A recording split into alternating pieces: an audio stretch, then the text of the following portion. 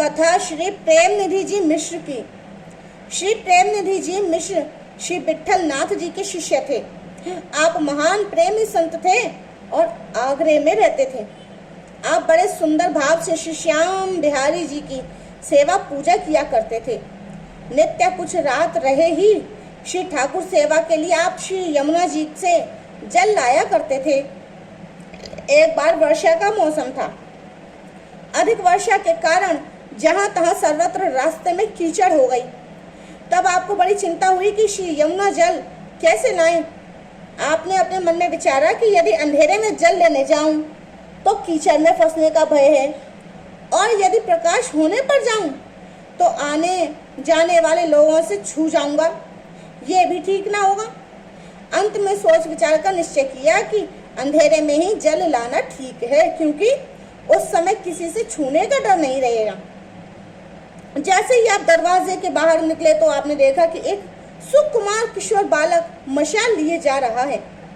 आप भी उसी के पीछे पीछे चल दिए। श्री प्रेमनिधि जी ने अपने मन में समझा कि यह बालक किसी को पहुंचाकर वापस लौट रहा है। कुछ देर के बाद अपने घर की ओर मुड़कर गायब हो जाएगा। पर अच्छा है, कुछ देर तो प्रकाश मिलेगा। जितनी देर मिलेगा उतनी दूर तक सुख से पहुंच जाऊंगा।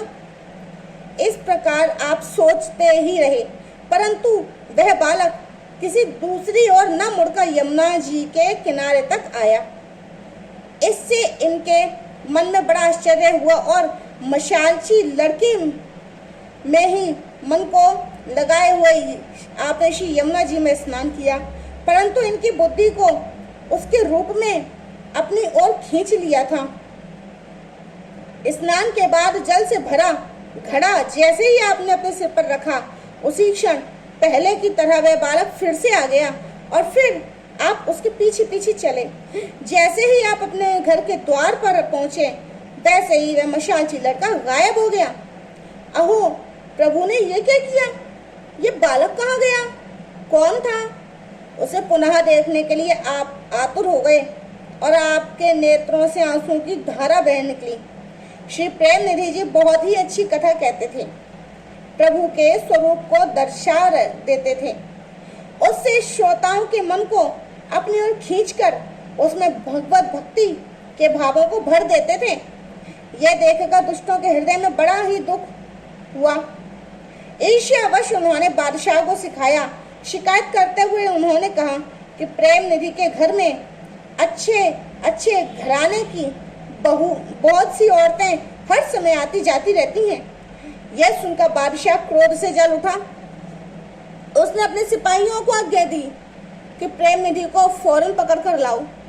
श्री प्रेमनिधि जी जिस समय जल भरी झारी बड़े प्रेम से भगवान के सामने रखकर उन्हें जल पिलाना चाहते थे, उसी समय चौबेदारों ने आकर उन्हें बादशाह की कठोर आज्ञा सुनाई और कहा, अभी इसी समय हमारे साथ चलो। ऐसा कहकर वे लोग शोर मचाने लगे।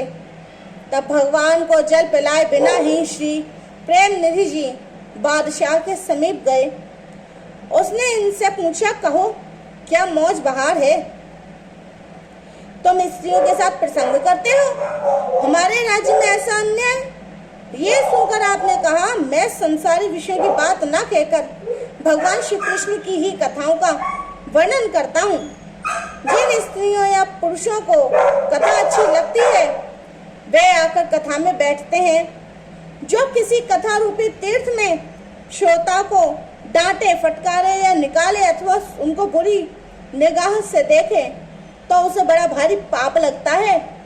यह सुनकर बादशाह ने कहा, यह बात तो तुमने बहुत ठीक कही, परंतु तुम्हारी गली मोहल्ले के लोगों ने ही आकर तुम्हारे संबंध में मुझसे जो कुछ कहा है उसके अनुसार तुम्हारा चाल चलन रहन सहन कुछ और ही बता रहा है।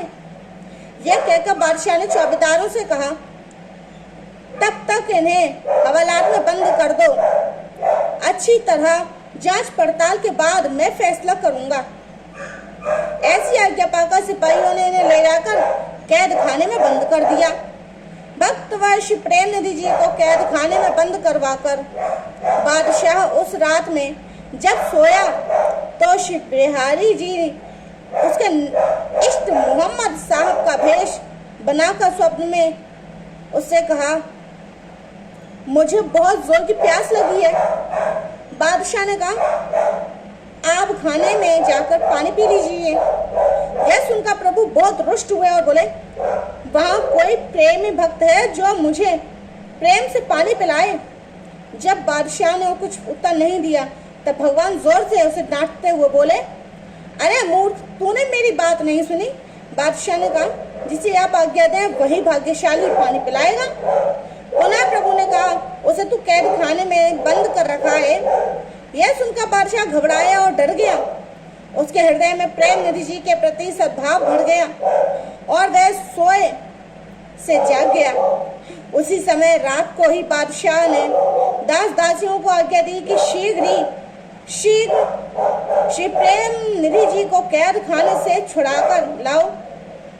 यह सुनकर दासी दास सभी दौड़े और श्री प्रेम निधि जी को ले आए।